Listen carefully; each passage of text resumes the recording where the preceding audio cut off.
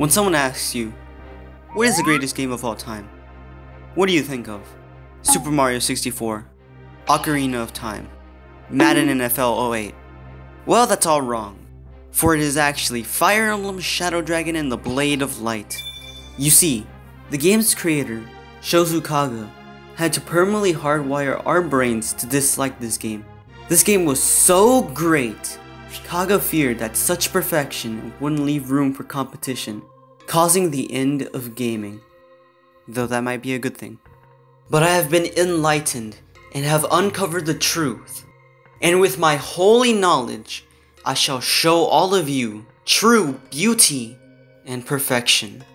Today, I will try my damned hardest to convince you that Fire Emblem Shadow Dragon and the Blade of Light is the best game ever made. And no, I'm not a deranged lunatic plus.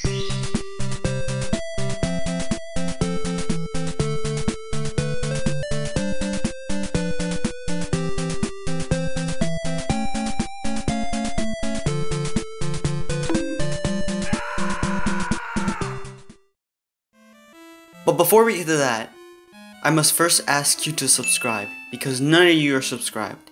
And to join my cult, you must first do so. So please, subscribe. On to the video. The story is so simple, even an ape like me can understand it.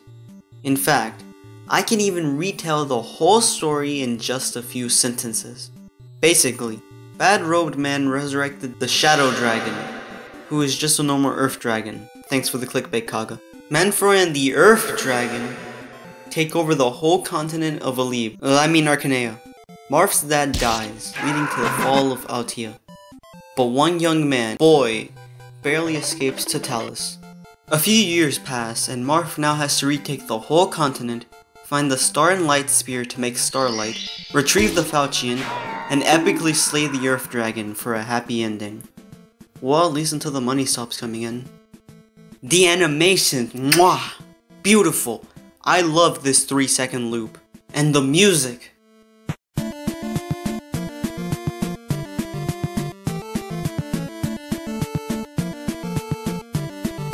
An absolute banger!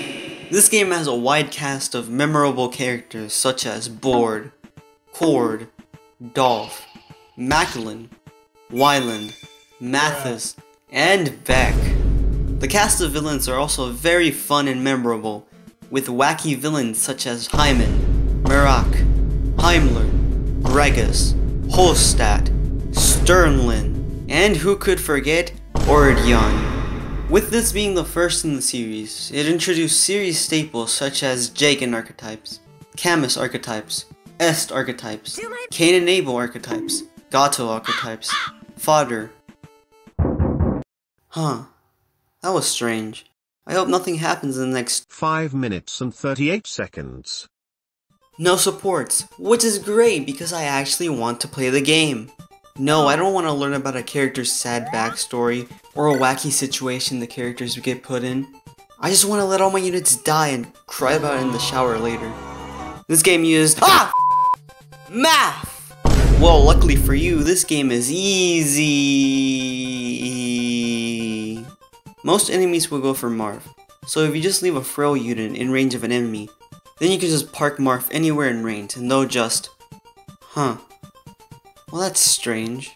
Well, at least it wasn't anyone important. No! Sheena! How can it happen now?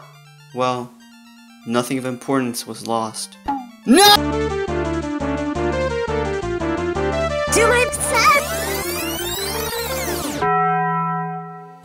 Weapon level. A mechanic exclusive to FE1 and 3.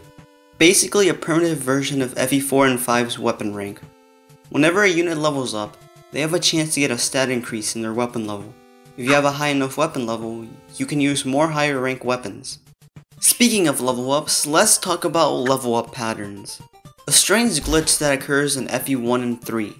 Normally stat growth is calculated by this formula, but this glitch takes that number rolled, adds 55 to it, and does it for every following stat. It's a bit complicated, but it makes it so that some stats are more likely to increase. Here's Marv's level up patterns. As you can see, there is a 14.1% chance to get an HP, strength, skill, and luck level up.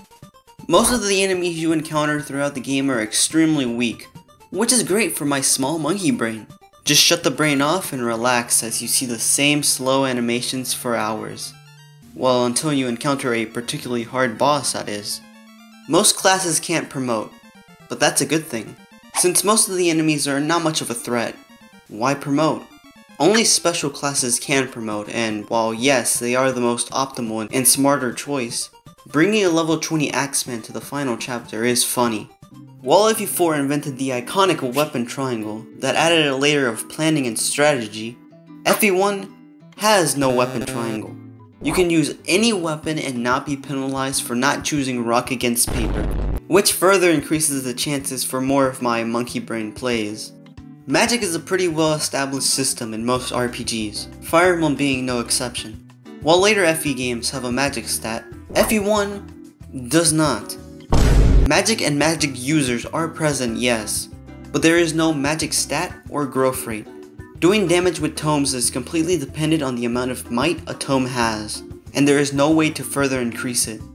But it just so happens that the enemy has little to no res to speak of. But that's also true for your own units, and that's pretty fair and balanced. Though this does mean that low level tomes like Fire and Thunder do very little, they are still threats when they appear. But you can just pop open a pure water and magic enemies are no problemo. Stat boosters, a very common element in an RPG. Standard RPG stat boosters may increase 1, maybe 2 points, but the Chad FE1 gives more than 5 points to a stat, which is further proof that FE1 is the most Chad RPG to ever RPG. One of the most common problems with FE1 is the fact that it's too darn slow. But with this one simple trick, you can be gaming with absolute speed.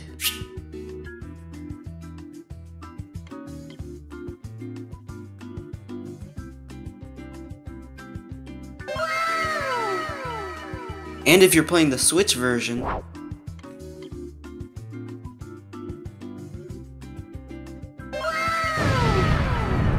story is not a very important thing in FE games, this being no exception.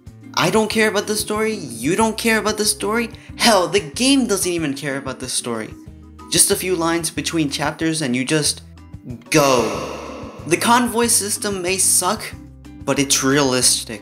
No one person can carry 3 heavy weapons, 2 magic books, some black air forces, and a Mountain Dew. 4 item slots is just the right amount. Trading between people with free inventory slots, then going to the convoy to store items and equip items, is very good. Final. 朋友是一个坚韧不拔的纪录片。 You'll never get me alive! 在香港这座城市的设置，朋友是一个坚韧不拔的纪录片。